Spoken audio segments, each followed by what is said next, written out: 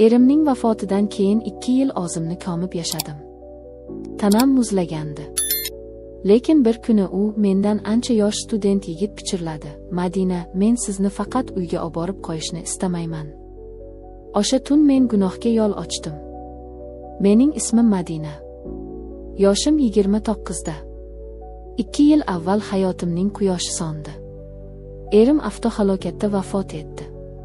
U bilan 5 yil yashab farzand ko'rmagan edik, lekin baxtli edik.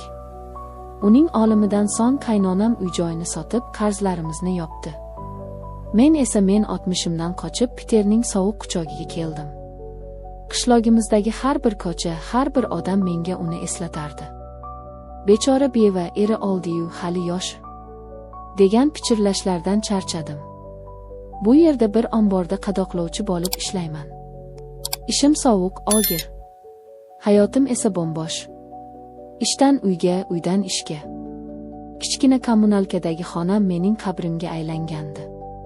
Men ayol ekanligimni unutgandim. Men faqat 60 bilan nafas olayotgan bir soya edim. Bir kuni ishdan so'ng yomg'ir ostida qolib ketdim. Taksi to'xtatdim. Mashina ichi issiq, yoqimli musiqa. Rulda o'zbek yigit o'tirardi. Assalomu alaykum, opajon. Qayerga? Uning ovozi shunday yoqimli, hayotga to'la ediki. Uning ismi Aziz ekan. 24 yoshda, arxitektura fakultetida o'qir, kechalari esa taksi qilib pul topar ekan. O'sha kuni u mendan telefon raqamimni oldi. Ishingiz og'ir, opa. Xohlasangiz har kuni o'zim olib ketaman, arzonroq qilib, dedi. Shu tariqa bizning tasodifiy uchrashuvlarimiz boshlandi. Har oqshom u meni ishdan olardi. Biz yo'l bo'yi suhbatlashardik. U o'zining orzulari, Piterning go'zalligi haqida gapirardi. Men esa yillar davomida birinchi marta kim bilandir o'zimning dardimdan boshqa narsa haqida gaplashardim. Uning yoshligi, uning kuchi menga yuqayotgandek edi. Uning nigohlarida men endi operni emas, boshqa narsani ko'ra boshladim. Uning ko'zlarida men ayol edim. Bir kuni u mashinani uyim oldida to'xtatdi, lekin men tushmadim. Piterning oq tunlari boshlangandi. Soat kechki 11, lekin hamma yoq yorug'. Aziz, pichirlab, Madina, men sizni endi shunchaki uyga olib borib qo'yishni istamayman. Yuragim gupillab ketdi. Men nima bo'lishini sezib turardim va bundan qo'rqardim. Aziz, men sizdan kattaman. Men bevaman. U barmog'ini labimga bosdi. Jim, siz ayolsiz. Dunyodagi eng go'zal, ammo eng yolg'iz ayolsiz. Va men sizni xohlayman. U egilib lablarimdan opdi. Bu opich, bu mening 2 yillik muzimni eritib yuborgan olov edi. O'sha tun u meni kommunalkaga emas, o'zining kichkina ijaradagi kvartirasiga olib bordi. Kichkina, ammo shinam. Men titrardim. Ham qo'rquvdan, ham istakdan. Qo'rqmang, dedi u yechintira boshlarkan. Men sizga ozor bermayman. Uning qo'llari yosh, kuchli, ammo shunday mayin ediki. U tanamning har bir nuqtasini avaylab opardi, bo'ynimni, yelkalarimni. Uning lablari ko'kraklarimga yetib kelganida men urib yubordim. Bu lazzat, bu unut bo'lgan his. U meni ko'tarib divanga yotqizdi. Uning nigohi tanamni o'rganar ekan, men uyatdan emas, hayajondan qizardim. Uning qattiq turgan vujudi oyoqlarim orasiga yaqinlashdi. Uning kattaligini his qilib bir zum qo'rqdim. Erim boshqacha edi. U buni sezdi. Boshashing, jonim, dedi-yu sekin ichimga kirdi. Men yengil chinqirib yubordim. Bu og'riq emas, bu qayta tirilish edi. Ichim to'ldi. Yillar davomida bombosh bo'lgan vujudim. U sekin, ammo chuqur harakatlana boshladi. Men uning har bir harakatini his qilardim. Bu shunchalik kuchli ediki. Men uzoqqa bormadim. 2 yillik sog'inch, 2 yillik yolg'izlik bir necha daqiqada portladi. Men qattiq qaltirab, uning yelkasini tirnab boshashdim. U to'xtamadi. U jilmaydi. Bu faqat boshlanishi, Madina. Endi u tezlashdi. Divan gichirlar, bizning tez-tez olingan nafasimiz oq tunning sokinligini buzardi.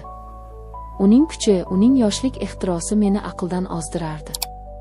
Men bu lazzatga chiday olmayotgandek edim. Uning har bir zarbasi meni jannatga olib chiqayotgandek edi.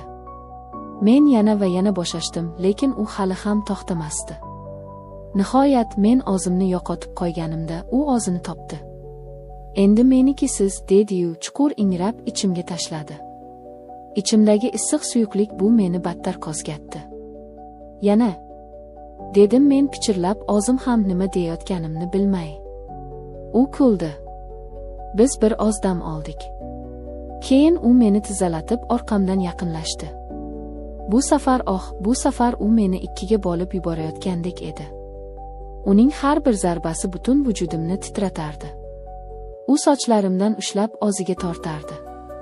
Men faqat ingray olardim. Keyin u meni agdarib, oyoqlarimni yelkalariga tashlab oldi. Bu chuqurlik. Men bunday lazzat borligini ham bilmasdim. Erim bilan hech qachon bunday bo'lmagandi. Bu yovvoyi, bu hayvoniy bir ehtiros edi. Nihoyat u meni ustiga chiqardi. Endi sen boshqar, dedi. Men uning ustida sakrar ekanman, o'zimni dunyoning malikasidek his qilardim. Uning vujudi oxirigacha kirib chiqardi. Bu safar biz birga portladik. Men uning ustiga yiqildim, u esa asbobini ichimdan chiqarmasdan meni mahkam quchoqlab uxlab qoldi. Ertalab uyg'onganimda tanam og'riqdan zirqirardi. Oyoqlarim, belim zo'rga yurdim. Lekin men baxtli edim. Men tirik edim. Ishga bora olmadim. Kasalman deb telefon qildim. Biz 3 oy birga bo'ldik. Piterning o'sha oq tunlari, o'sha yoz mening hayotimdagi eng baxtli, eng gunohkor damlar bo'ldi. U meni sevdi, erkaladi, ayolligimni qaytarib berdi. Ammo yoz tugadi. Uning oqishi bitdi. U uyga, O'zbekistonga ketadigan bo'ldi. Aeroportda u meni quchoqlab va'da berdi. Madina, men uyga borib hammasini hal qilaman. Men qaytib kelaman va seni olib ketaman. Menga ishoning. U ketdi. Oradan 6 oy o'tdi. U endi qo'ng'iroq qilmaydi. Telegramdan yozganlarimga javob bermaydi. Men hali ham o'sha omborda ishlayman. Hali ham o'sha kommunalkada yashayman. Lekin men endi avvalgi Madina emasman. Men endi soya emasman. Men uni kutyapman. U qaytadimi? Bilmayman. Balki u meni shunchaki ishlatib, aldab ketgandir. Lekin o'sha 3 oylik baxt, o'sha ehtirosli tunlar, shuning o'zi uchun ham men undan minnatdorman. Men hali ham uni kutyapman. Uning qaytishini xohlayman.